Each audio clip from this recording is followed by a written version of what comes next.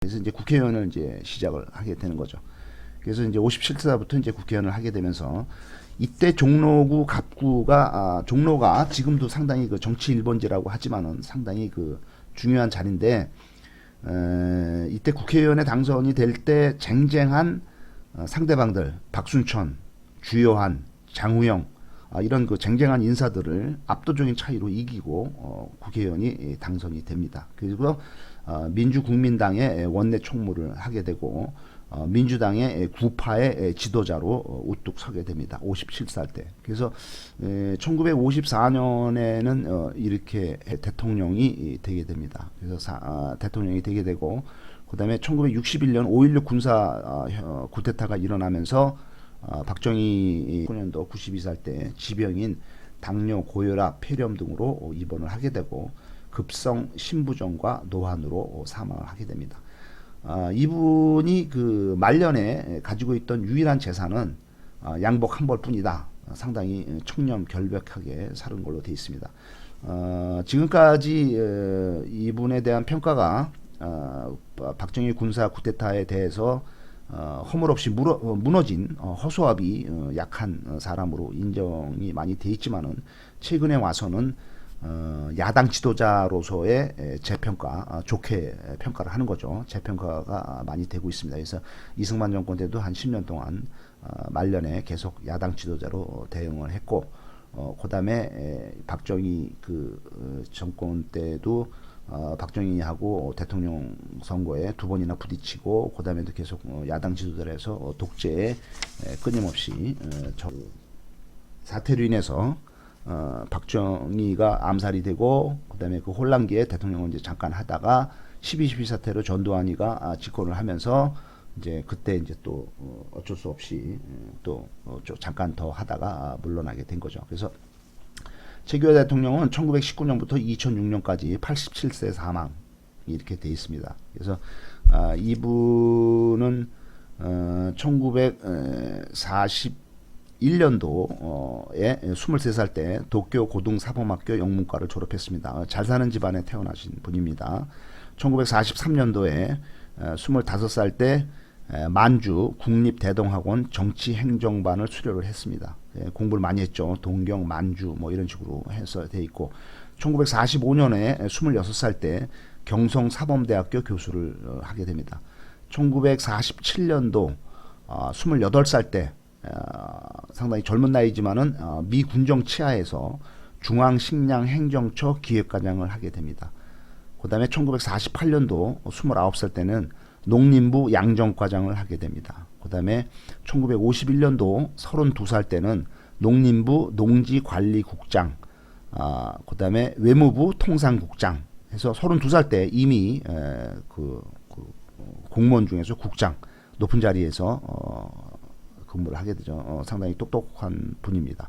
1952년도에 33살 때 주일 총영사를 하게 되고 이제 일본 쪽에 또 발을 뻗죠. 그다음에 1957년도에 38살 때는 주일 한국대사관 참사관을 하게 되고 1959년도 40살 때는 주일 대표부 공사를 하게 됩니다. 그래서 거의 이제 30대를 거의 이제 일본에서 다 보내게 되면서 완전히 일본통이 되는 거죠. 외무부 통이 되고 1959년도에 40살 때 이제 결국에는 이제 외무부 차관이 되게 됩니다. 그다음에 이제 1967년도에 48살 때 외무부 장관이 되게 되고 1971년도 52살 때는 1971년도면은 박정희 대통령이 이제 한참 임기 중반 한참 힘을 쓸 때고 유신헌법 발표하기 바로 1년 전인데 이때 1971년도 52살 때 박정희 대통령 외교 담당 특별 보좌관을 하게 됩니다. 1975년도에 56살 때 국무총리를 하게 되죠.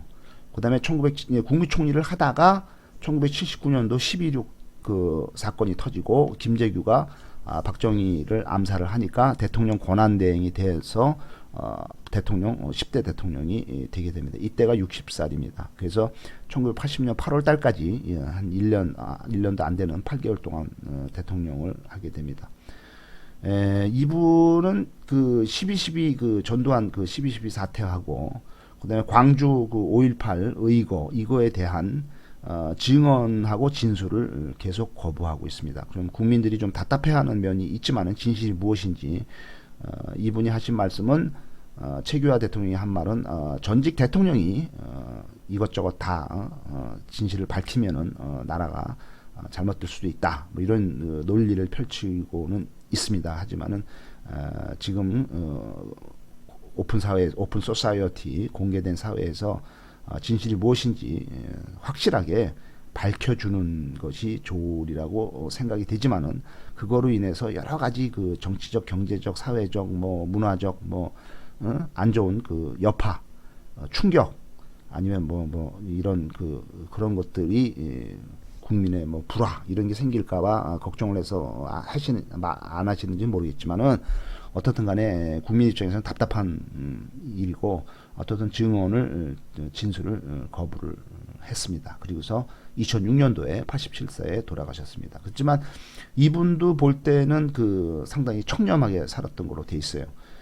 집에 있는 선풍기하고 쓰던 안경도 50년 동안 사용했다고 그러고 태화 고무신을 신는데 태화 고무신 밑창이 다르면은 고무 타이어 조각을 잘라서 붙여서 신고 다녔다고 합니다. 그런 검소한 기본 생활 습관으로 봐서는 나쁜 사람 같지는 않은데 어떻든 간에 잘 사는 집에서 금수저로 태어나서 여러 가지 주요한 직책을 맡다가 격변기에 잠깐 대통령을 하면서 어렵게 세월을 헤쳐나간 걸로 되어 있습니다. 그래서 지금 말씀드린 4대 대통령 윤보선은 1년 7개월 했고 10대 대통령 최규하는 8개월 동안 대통령을 했지만은 윤보선은 이승만과 박정희 사이 가장 12년 근무, 16년 근무한 가장 독재자의 사이에서 1년 7개월을 대통령을 한 분이고 10대 대통령 최규하는 전임으로 박정희, 후임으로는 전두환 해서 16년 근무하신 분, 7년 근무하신 분 사이에서 단 8개월을 대통령으로 근무를 했는데 이분의 앞뒤로는 전부 다 장군들, 박정희 장군, 전두환 장군 해서 무시무시한 꼰총을 들이대는 그런 무시무시한 장군들 사이에서 8개월을 마음 졸이면서 겨우겨우 버티다가 대통령을 그만둔 걸로 돼 있습니다. 그래서 최규하 대통령은 12.12 사태를 전두환 장군이 일으켜서 권력을 딱 잡으면서 전두환이가 12.12 때 당시 자기의 상관이면서 참모총장인 정숭화 참모총장을 체포를 하고 그 다음에 비서실장인 박정희 비서실장인 김계원도 체포를 하고 수경사령관인 장태환, 특전사령관인 정병주 이 사람들을 모두 반대파들을 전부 체포를 하고 결국에는 이제 최규하한테 달려가서 정숭화를 체포를 할 테니까 허락을 해달라 했대. 최규하가 뭐라 그랬냐면은 아니다. 이건 뭐 정식 결재가 아니기 때문에 정식 결재 라인을 밟아라. 국방부 장관의 의견을 들어야 되겠다 하면서 1시간 이상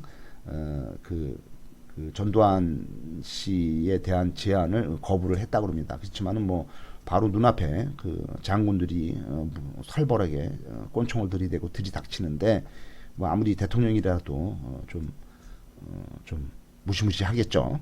그때 이제 약간 전두환이가 약간 위기를 느껴가지고 야 이거 안 되겠다 이거 만약에 비상사태를 대비를 해서 전두환이가 병력 출동 준비를 완전히 마쳤다고 합니다. 그래서 최규하가 그때 이제 대통령 청와대가 수리 중이라 총리 공관에 있었는데 총리 공관의 경비들을 무장 해제를 완전히 하고 포위를 했고 그다음에 이제 국방장관이 노재현인데 국방장관을 체포를 해라 전두환이가 지시를 하고 그다음에 군 부대의 주요 병력을 다 장악하고 있었고 그다음에 전두환이가 보안사령관이기 때문에 보안사에서 전 군에 대한 도청을 하고 있었기 때문에 도청으로 인해서 모든 군대가 어떻게 움직이는지 그런 움직임을 샅샅이 파악을 하고 있었기 때문에 모든 정보를 갖고 있었기 때문에 전두환이가 병력 출동 준비를 마치고 모든 걸 레디시킨 상태에서 최규하를 대통령을 찾아가서 가히 협박을 했다고 하는 게 맞겠죠. 그래서 결국에는 권력을